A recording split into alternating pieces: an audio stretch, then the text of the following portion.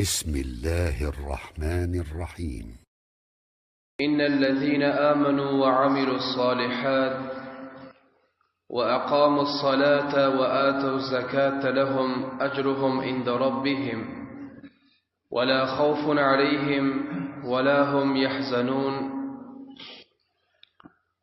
الله سبحانه وتعالى نهاية إنعام وإحسانات بلن Elhamdülillah bizler baz hem kança müddetten son dubara dinin muzakeresine, dinin bahsine etmeklige tevfik buldu. Bu Allah'ın bizlere ketteken ihsan ve iname. Elbette aydılacak mevzu namazın ahmiyeti ve namazın fazileti barada. Namazı Allah Tebarek ve Teala Müslüman bendesine vacip aylandırdı, farz aylandırdı. Namazdan murad insanın zindagisi kurşalmaklık. Namazdan murad insanın dünyası abad bolmaklık. Namazdan murad insan dünyada yaşayıp Allah Tebarek ve Teala'nın yanında izzet ve makam tapmaklık. Kısmı ki Allah Subhanahu ve Teala ayet-i mübarekede bizlere düşündürüyor. İnne salate tenha anil fahşai vel munkar. Namazın ahmiyetlerinin içinde bir ışıl ki, eğer bizler namazı sayı okuysak, namazı yakşılap ada etsek, namazın rukusunu, secdesini yakşılap bacay getirsek, onda namazın ahmiyetlerinin içinde bir ışıl ki, bizler hiç vakitte Allah'a napesend iş etmiyoruz. Allah Tebarek ve Teala'nın beraberine nafarmanlık etmiyoruz. Okuyon namazlarımız bizleri günahdan saklıyor. Okuyon namazlarımız bizlere masiyet ve hatakarlıktan hifazet ediyor. Zamanı ki eğer bizler namazı yakşılap okuysak bizler günah etmiyoruz. Zamanı ki bizler namazı yakşılap ada etsek onda Allah Tebarek ve Teala bizleri afat ve beladan hifazet ediyor. Hemçinin yine bir ayet-i mübarekede Allah Subhanahu ve Teala namazın ahmiyetlerinin birine aytıyor ki İnnellezîne âmenû ve amilussâlihât. İnsanlar ki iman getirse ve yaxşı amel etse, evvel iman getirmek, Allah'ın birliğini tanımak, ikinci amali saliha kadem koymak, insan yaxşı amelleri etmek, şol amelleri ki Allah razı oluyor, Allah hoşnut oluyor. Eğer ana şu rakam ameller insan ancam verdi mi, bu iki oldu. Üçüncüsü ve aqamus salata. İnsan namazını yaxşılap okuysa, namazını yaxşılap bacay getirse ve atavuz zakata ve hemçinin öz malının zakatını verse, malını zamanı ki nisaba yetti mi, zakat çıkarsa o malını paklese lehum ecruhum inda rabbihim. Bu insanlar için Perverdigarın nezdinden ecru, padaşu, savab var. Ve la khawfun aleyhim ve la hum yahzanun. Kıyamet gününde bunlar Allah'ın azabından korkmuyor ve gamgin hem bulmuyor. Andışerde kıyamet günün kamyaplığı ve dünyanın hem kamyaplığını Allah Tebarek ve Teala 4 amele koydu. En evvelkisi iman getirmek, ikincisi amali salihe etmek, üçüncüsü namazı ayıncılığa okuymak, dördüncüsü malından zekat vermek. Ana bir adam şu 4 iş etti mi, onda dünyada Allah Teala bunlara ecru padaş veriyor ve ahirette Allah'ın azabından korkun yok ve gamgin bulman, Allah Tebarek ve Teala bunları cennete dahil ediyor. Hemçinin yine bir ayet-i mübarekede Allah Tebarek ve Teala namazın faziletini beyan ediyor. قُلْ لِعِبَادِيَ الَّذ۪ينَ آمَنُوا. Peygamberimiz Aleyhisselatü Vesselam'a Allah Teala vazife veriyor. Aytiyor ki ey benim Habibim Hazreti Muhammed sallallahu aleyhi ve sellem, kaysi insanlar, kaysi bendeleri ki iman getirdi, yuqimus salata, namazını ayıncılığa okuysun. Allah Teala diyor ki benim Müslüman bendelerime ait ki namazı ayıncılığa okuysun, namazı kaim etsinler, ve yunfiqu mimma razaqnahum, ve benim veren rızkımdan harc etsinler.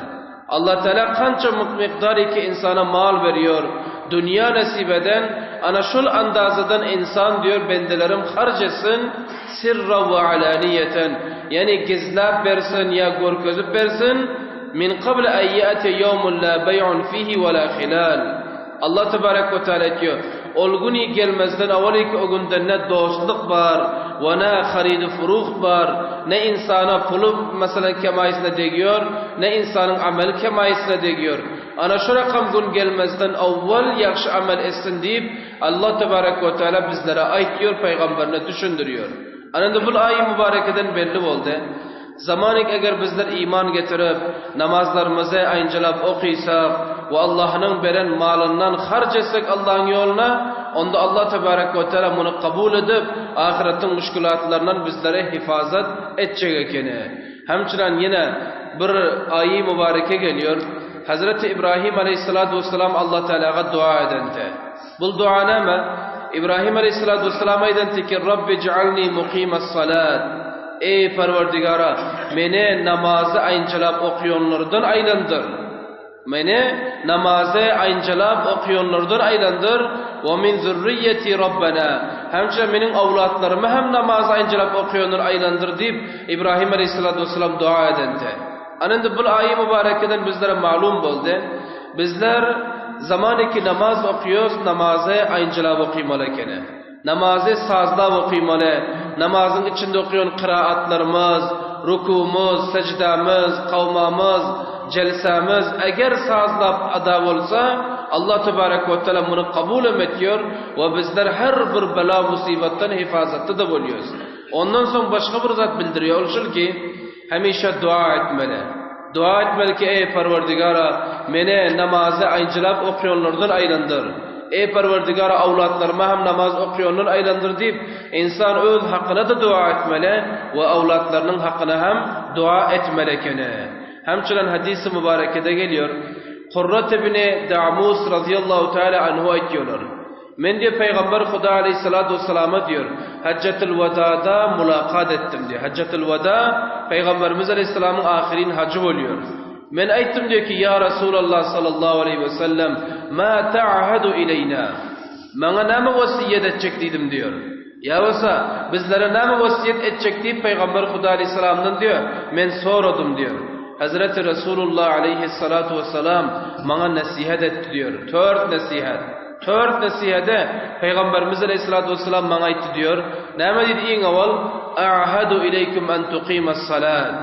Men de sizlere vasiyet ediyorum ki namazı ayıncalap okuyun. Namazı sazlab okuyun. Kur'an'da da namazı sazlab okuymaklığı Allah farman veriyor. Ve Peygamberi hem ummatına namazı sazlab okuymaklığı farman veriyor. Namazı eğer sazlab okulmasa o namaz kabul olmuyor. Namazı ki ayıncalap okulmasa insanı bela ve musibetten alıp almıyor. Peygamberimiz aleyhisselam etti ki namazı sazlab okuyun. Namazı ayıncalap okuyun dedi bir. İkincisi ve tu'tuz zekata. Malın zekatını bir zamanki nisaba yetiştirdiği bil iki. Üçüncüsü ve tahuccul beytul haram. Sizler beytul harama yani hac edinizler. Hane-i Kabe hac edinizler, ziyaret edinizler. Bil üç oldu. Dördüncüsü ve tasumu Ramazan. Ramazan ayı gelen filan sizler roza aydan emedinizler. Yankı rozan tutunuzlar. Allah tebarek ve teala'nın fermanı buyruğu deyip Peygamberimiz aleyhissalatu vesselam yankı sahaba şöyle düşündürdü. Anında bu ayetlerden o hadisten bizlere malum oldu ki namazın beter Allah'ın yanında ahmiyeti kan. Namazın beter bir Allah tebarek ve teala'nın yanında arzışı kan. Anında bizler namaz okuysak sazla okuymalı, ayıncalap okuymalı, kıraatlarını sazlamalı, ada etmeli yaş tarikada ana ol namazımızda canım buluyor. Allah tebarek ve teala onu kabul ediyor. Zamanı ki namaz kabul oldu mu insanın dünyası hem abad, insanın ahireti hem abad. Anında namazın yaxşılap okulmaklığının tarikalarının içinde bir işil ki bizler namazı cemaate gelsek. Namazı cemaat bilen okuysak, namazı mescitte ada etsek, erkeklerin namazı mescitte okuluyor, ayarlar bu vakitte uyda namaz okuyor.